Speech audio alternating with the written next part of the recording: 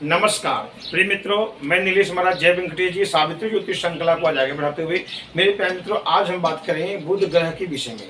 यदि आपके कुंडली में बुध ग्रह अशुभ है तो उसको मजबूत कैसे किया जाए। फिर मतलब मान लीजिए आपके कुंडली में बुध ग्रह अशुभ है तो आज हम विवेचन बताएंगे कि आपके शरीर में कौन सी बीमारी होगी या व्यक्ति को कौन सा अशुभ फल बुध देता है। आज उसका भी नियम बताएंगे और उस बुध को कैसे मजबूत किया जाए ये भी मैं नियम। क्योंकि बुध जो है कारक किसके बताए गए हैं। बुध जो है वाणी के कारक बताए गए हैं। व्यक्ति अच्छा जब बोलता है, अच्छा सिंगिंग करता है, अच्छा वक्ता बनता है, इन सब के कारक बुध है। सौंदर्य सुंदरता के कारक जो है बुध है। एकाग्रता के कारक बुध है। तो मुख्यतः जो बताया गया है वाणी के कारक, सौंदर्यता के कारक, एकाग्रता के कारक, ये सब कारक जो है बुध ग्रह बताएंगे। यदि आपके कुंडली में बुध ग्रह अशुभ है तो क्या रिजल्ट, क्या अशुभ फल देता है, उस बुध को कैसे मजबूत किया जाए, संपूर्ण विवेचन हम आपके सामने प्रस्तुत के चैनल पर निवेदन है। यदि आप हमारे चैनल पर नए जो चैनल को जरूर सब्सक्राइब करें, तो मेरा वीडियो आपको अच्छा लगे तो आप अवश्य लाइक करें। आगे बढ़ते हैं।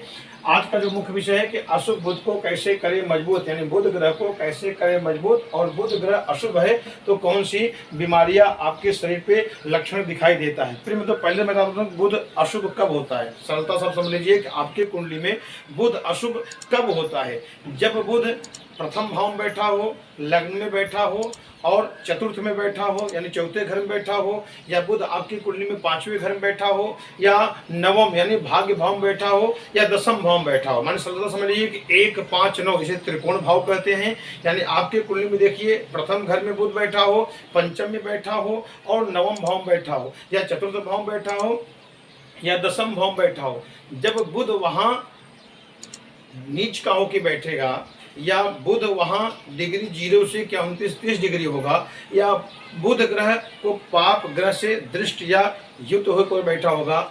जैसे बुध वहां नीच का कब होगा, बुध देखिए कन्या का उच्च का होता है और मीन का नीच का होता है। यदि मान लीजिए आपका 1, 5, 9 में बुध बैठा है, या 4 घर में बैठा चौथे में, या दसम भाव में बैठा है, यदि बुध वहां नीच का होकर बैठा हो, या बुध वहां अस्त का होकर बैठा हो, या बुध जो है डिग्री जो उनकी है मान लीजिए मृत अवस्था में हो, या बाल अवस्था में जैसे 0 से 1 डिग्री बुध हो, या 29 से 30 डिग्री का बुध हो, ये बुध अशुभ फल देना आपके जीवन में प्रारंभ कर देगा। या बुध त्रिक भाव में बैठा हो, जैसे 6, 8, 12 भाव में बुध बैठा है और बुध के साथ पापक ग्रह से ग्रसित है बुध, तो अशुभ फल आपको देना शुरू कर देगा। तो आज हम बताने चल रहे हैं कि यदि आपके कुंडली में बुध अशुभ है तो कौन सी बीमारी का लक्षण आपको दिखाई देगा।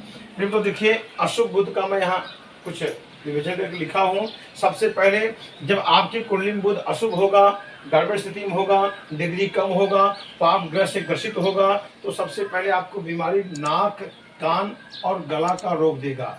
जिसके भी कुंडली में आपको ये लक्षण दिखाई दे कि आपका नाक का प्रॉब्लम है, कान का प्रॉब्लम है, गला का समस्या रोग ऐसा दिखाई दे रहा है, तो समझिए कि आपकी कुंडली में बुध ग्रह अशुभ स्थिति में बैठा है।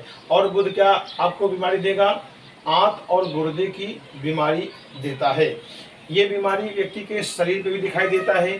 पहले जो है चेचक इत्यादि दिखाई देता था, ये भी समस्या। बुध जो है अगर अशुभ होगा तो व्यक्ति को चर्म रोग, चमड़ी का रोग जो है लक्षण दिखाई देता है। व्यक्ति को पीलिया होता है ज़्यादा करके, जिसका बुध अशुभ होगा, गड़बड़ होगा। अगर बुध एकदम अशुभ गड़बड़ होगा, पाप ग्रह से युक्त होगा, मान लीजिए बुध की डिग्री 0 से 1 हो, या 29 से 30 डिग्री हो, और पापक ग्रह बुध के ऊपर हावी होकर बैठे हों, तो समझ लीजिए कि ऐसे व्यक्ति को लकवा भी मार सकता है। और देखा जाए दाद इत्यादि ये सब बीमारी रहता है। पायरिया की बीमारी होती है ज़्यादा करके, जिसका बुध अशुभ होता है, ऐसा सब लक्षण उनको बीमारी दिखाई देता है। इनको कफ की भी समस्या आती है। और वाणी, क्योंकि बुध मैंने बताया पहले कि वाणी का कारक है, अगर बुध अशुभ होगा तो व्यक्ति वाणी की समस्या हो जाएगा, बोलना चाहेगा कुछ और निकलेगा कुछ, तुतलापन भी उनको तुतलाहट जैसे होता है, ये भी लक्षण दिखाई देगा। और बहन, बुआ, मौसी से कभी भी भूल करके मतभेद नहीं करना चाहिए। अगर बहन, बुआ, मौसी से आपका मतभेद हो रहा है तो समझ लिए कि लक्षण आपका बुध अशुभ है। उनको कष्ट अगर मिल भी है, जैसे मान लीजिए आपका बहन बुआ से आपसे समस्या नहीं है, अगर बहन बुआ मौसी थोड़ा समस्या में है, वो कष्ट में है, तो समझ लीजिए कि आपका बुध अशुभ है। और अगर बुध आपका अशुभ हो तो क्या क्या समस्या देगा। नौकरी व्यापार की समस्या हमेशा बनी रहेगी, नौकरी जल्दी नहीं लगेगा, अगर नौकरी लगेगा तो छूट जाएगा। कोई व्यवसाय व्यापार करेंगे उसमें भी आपके साथ छल कपट हो जाएगा, पार्टनरशिप आपके साथ सूट नहीं करेगा। कोई भी बिजनेस करेंगे उसमें समस्या और समस्या आपके ऊपर बढ़ती रहती है। अगर बुध आपकी कमजोर हो तो सबसे पहले इच्छा शक्ति में कमी आता है, पति पत्नी में रिश्ता में खटास बना आता है और संतान का सुख भी जल्दी प्राप्त नहीं होता है। जब बुध अशुभ स्थिति में बैठेगा इच्छा शक्ति भी कमी रहती है। त्वचा संबंधित बीमारियां भी व्यक्ति को आता है। शिक्षा में एकाग्रता की कमी आ जाती है। जब बुध अशुभ होकर बैठेगा तो कोई भी बच्चा या व्यक्ति जो ही पढ़ाई करना चाहेगा उनका मन एकाग्रित नहीं रहेगा, उनके जीवन में भटकाव आएगा, तो शिक्षा में भी एकाग्रित मन आपका दिखाई नहीं देगा। लेखन कार्य में समस्या बनी रहेगी। अशुभ बुध की बार बार हानि भी जब भी आपका अशुभ बुध रहेगा तो धन की जो भी आप धन इत्यादि कमाते हैं तो धन की बार बार हानि यानी खर्च कराएगा, फालतू खर्च होगा और धन की कमी आपको ये बुध बार बार दिखाएगा।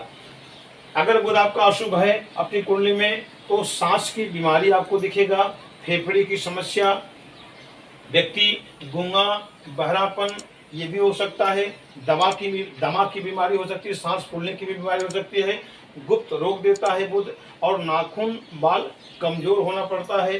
जिनका भी बुध अशुभ होगा इनका नाखून और बाल कमजोर होते हैं। पाचन क्षमता इनका कमजोर रहता है, इनके जीवन में असर पड़ता है और इनका जो दांत है दांत इनका कमजोर हो जाता है। यदि ये सब लक्षण आपको दिखाई दे रहा है जो मैं नियम बताया तो यहाँ घबराने की बात नहीं है, आपको बुध का उपाय करना है। बुध का उपाय क्या करना है? सबसे पहले आप ये समझ लीजिए बुध क्या है, बुध हरे हैं और बुध के जो इष्ट देवता हैं जैसे माता दुर्गा की आप पूजा कर सकते हैं या गणेश जी की आप पूजा कर सकते हैं। तो आप संकष्टी व्रत धारण जरूर करें और हो सके तो हर बुधवार के दिन आप 108 दुर्वा गणपति के मंदिर में आप गणेश जी को चढ़ाएं, ओम गुम बुधाय नमः बोल करके। इससे आपका बुध अशुभ होगा तो भी अच्छा रिजल्ट फल देना शुरू कर देगा। बुध अशुभता नष्ट कर देगा और शुभ फल देना प्रारंभ कर देगा। दूसरा मैंने क्या बताया कि बुध का जो कारक ग्रह कारक बताए गए हैं बहन, मौसी और बुआ, इनसे ज़्यादा इनको आप भेंट दीजिए, उनकी आप प्रसन्न करिए, क्योंकि बहन मौसी यदि बुआ प्रसन्न रहेंगी तो आपका अशुभ फल जो अशुभ बुध है वो शुभ फल देना प्रारंभ कर देगा। इसलिए कभी भी बहन और मौसी और बुआ से झगड़ा इत्यादि ना करें, उनको ज़्यादा करके उनसे आशीर्वाद प्रदान लें। अगर वो अपना आशीर्वाद आपको देंगे तो आपका समझ लीजिए बुध अशुभ शक्ति नष्ट करके शुभ फल देना प्रारंभ कर देगा। और पन्ना रत्न, बुध का जो रत्न बताया गया है पन्ना रत्न, आप जो है उसे पांचवी बोलते हैं। पन्ना रत्न लास्ट का कनिष्का उंगली में आप धारण कर सकते हैं, गोल्ड में या तो पंच धातु में। लेकिन पन्ना रत्न आपको कब धारण करना है? पहले अपनी कुंडली किसी को परामर्श किसी को दिखा लें, क्योंकि बुध अगर त्रिक भाव में बैठा होगा 6, 8, 12 भाव में बैठा होगा तो आप पन्ना रत्न धारण नहीं कर सकते, या बुध नीच का होकर बैठा होगा तो भी आप पन्ना रत्न धारण नहीं कर सकते। इसलिए अपना पहले कुंडली किसी अच्छे जानकार विद्वान से आप दिखा करके उसके बाद ही रत्न आप धारण कर सकते हैं। और क्या करना है? बुधवार के दिन हरा घास दुर्वा आप जो है गौ माता को खिलाएं। हरा चीज आप दान जरूर करें, जो भी हरा चीज जो है आप उस चीज को थोड़ा बहुत दान करें।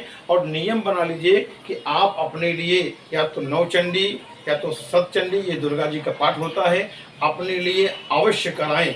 इससे आपके जीवन में देखा जाए पूर्ण रूप से अगर आपको सफलता प्राप्त करना है तो अपने लिए सतचंडी का पाठ अवश्य करें। ये दुर्गा सप्तशती कहे थे माता जी का पाठ होता है, किसी अच्छे ब्राह्मण से आप करवाएं या तो नवचंडी करवाएं। इससे भी आपका अशुभ बुध जो है नष्ट होगा और शुभ फल देना प्रारंभ कर देगा।